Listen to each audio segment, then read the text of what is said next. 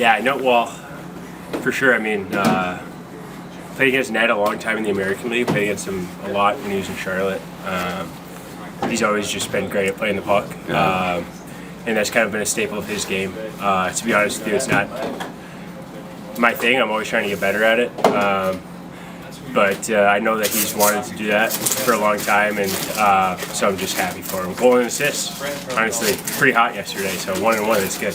Never won into your hands, but were you rooting for him to start a fight? I mean, how many goalies could claim a Gordie Howe hat trick? Yeah, you mean after he shot it there? Yeah.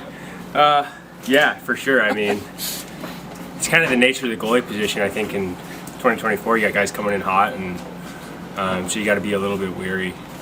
So I don't think it's anything that crazy, but I'm sure the excitement of the moment just kind of superseded, getting hit there. So happy for him for sure. So you're like so you're not really. Would you be try it or? Honestly, it's not really in my toolbox, if I'm being honest. And it's just like I know that he's always like I think he talked about it after the game yesterday, but he liked watching Marty, Turco, and Broder, and obviously those guys were amazing.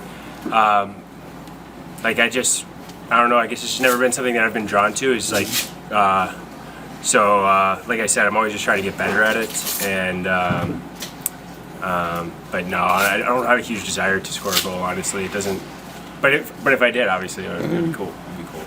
When a team gets a new coach midseason, like in here, as a goalie, like how do you approach that? Yeah, it's I think a lot about being a goalie is kind of blocking out the outside noise, and so that objective remains the same. I think obviously these guys have come in and done a really good job and made our lives simpler. So that's been awesome. But I think we're kind of this happened twice to me before actually, and there's always a nice bump in a feel good phase, and I always feel like kind of the real work starts after that, So we just have to be wary of that, and there's going to be lows. It's obviously been a lot of highs as of recent, but there will be lows, and so we have to be mentally prepared for that. It's going to be difficult down the stretch. Your season has been interrupted multiple times by injuries, none too long layoffs. But I mean, how much pressure do you feel to just make the most now of this second half and being in a contract year as well for you personally? For sure. I mean, just age and the position. It's a difficult position physically. It's demanding.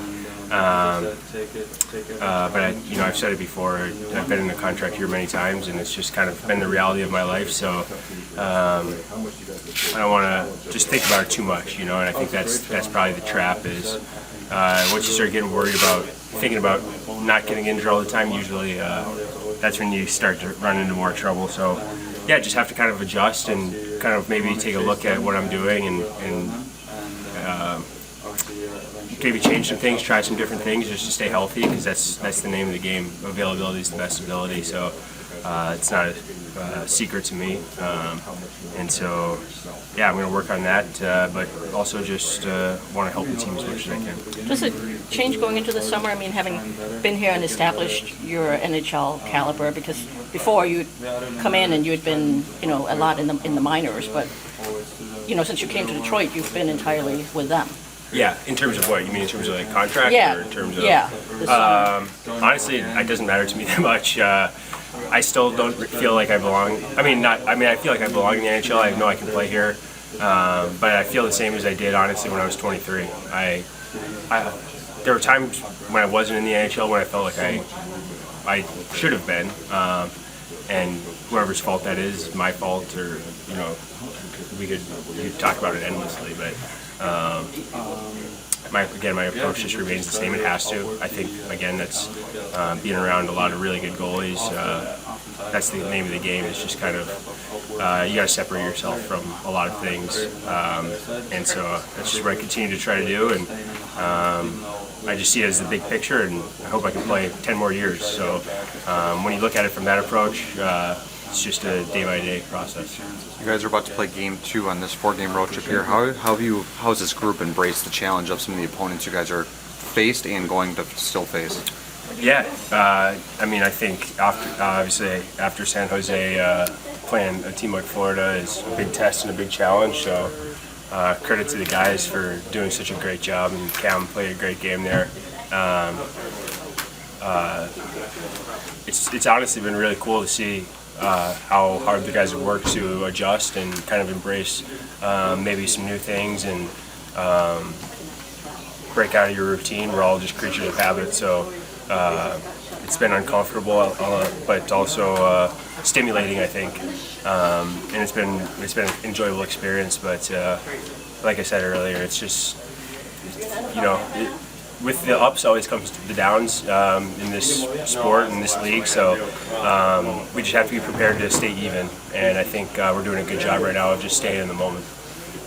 How much do you guys look forward to the challenge that lies ahead for you with the road record? You got to go 22 games of 38 on the road. They say you've got the toughest strength of schedule, the rest in way by record. So the challenge ahead, how does that stimulate guys?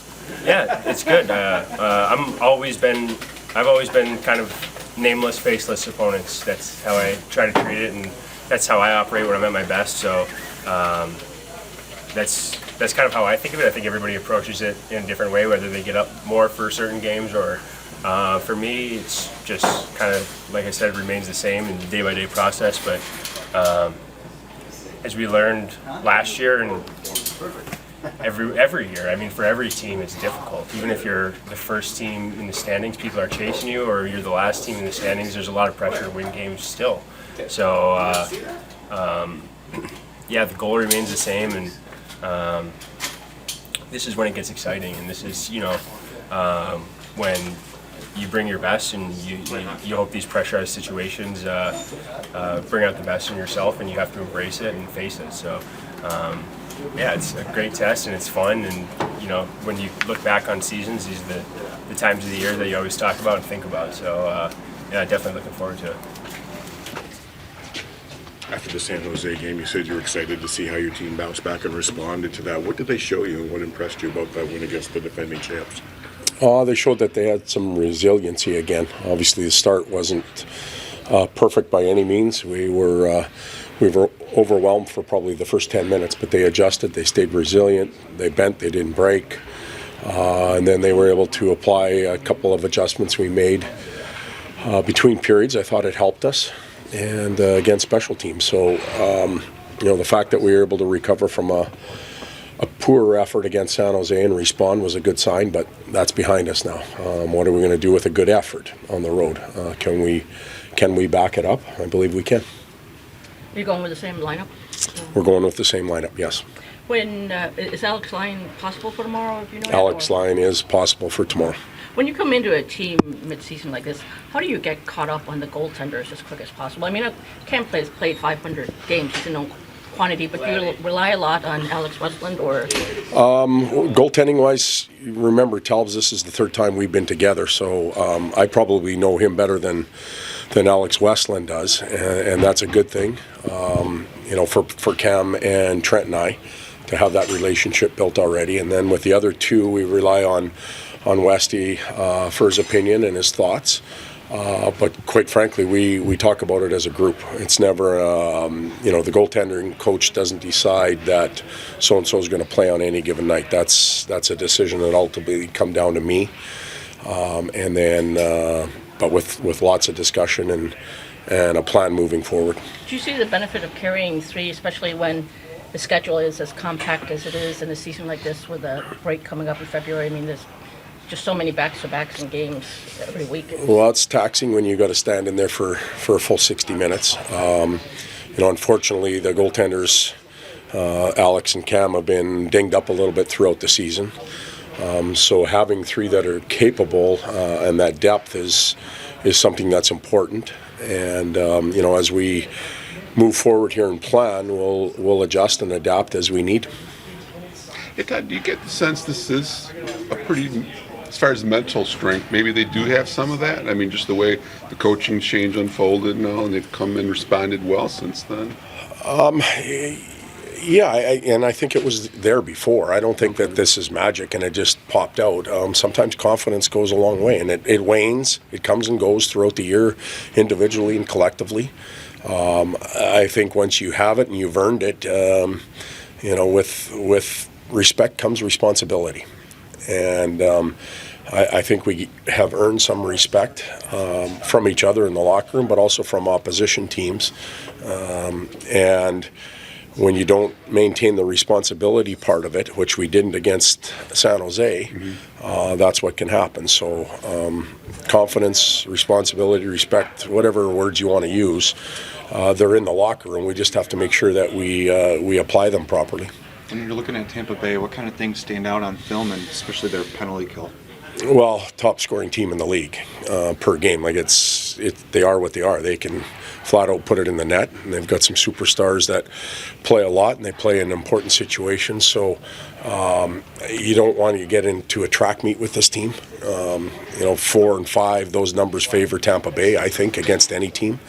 Penalty kill's been strong. They've got veteran players that play in that situation. They understand their roles, and the guy putting on the pads is usually their best penalty killer, and he has been for years. So there's challenges all over the rink against Tampa.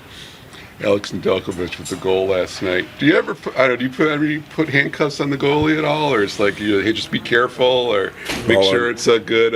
Guys were joking around this morning. I could hear that he had a 2-point night, and some of our players haven't had 2-point nights in a long time. So good for him, good for the game. It's exciting. For me, winning the game is the most important thing. If the goalie participates and gets involved in that, great. I think as coaches, you're a little more relaxed about it when you've got a 2 or a 3 goal lead than a 1 goal lead. And but they pay the price, and when they can get their hands on a puck and take a shot at it, they're obviously willing to do it. Todd, I understand the approach is always one day, one game at a time, but when you look ahead, 22 of your next 38 are on the road with the toughest schedule in the league by record right now. What is your approach to that with the guys as far as that goes? No, I'm going to give you a real crappy answer. Okay. It's the first 3 shifts of this game that we're really looking at. I know we got to go out west later on this month, but I don't know or really care the strength of schedule. It really doesn't matter. Right. You have to play everybody. You got to play them at some point, and you got to play them on that given night. So we'll worry about that when we get to it. Ask the players not to look ahead. I'm not going to do it either. So probably don't like my answer. Even in a situation like this with a back-to-back, what is your approach to back-to-back as far as making sure guys are ready to go the next day? Do you ever rest guys, or you tend to roll 4 lines more, or how do you approach that? No, we're going to play to win tonight, and we'll use up every last bit of energy that we can to try and accomplish that. And most of these guys have played pro hockey long enough to know that you have to play back-to-backs. We have every resource in the world with this organization to recover and to get healthy real quick. We sleep in good hotels. We fly on nice planes. I don't think back-to-back can be used as an excuse. Now, teams do get tired. There is mental fatigue. I get all of that, but we're trying not to let that creep in. Talking ahead again, that's a new experience for Trent and I with this group. Will be back-to-back, so we'll find out. Is Tyler Mott, you'd mentioned he might be available at some point this trip? I think he's been ruled out now for this trip. So, don't expect to see him, tonight or in the next 2 games on this trip. Will you call somebody up just to have in case? We won't tonight. Okay.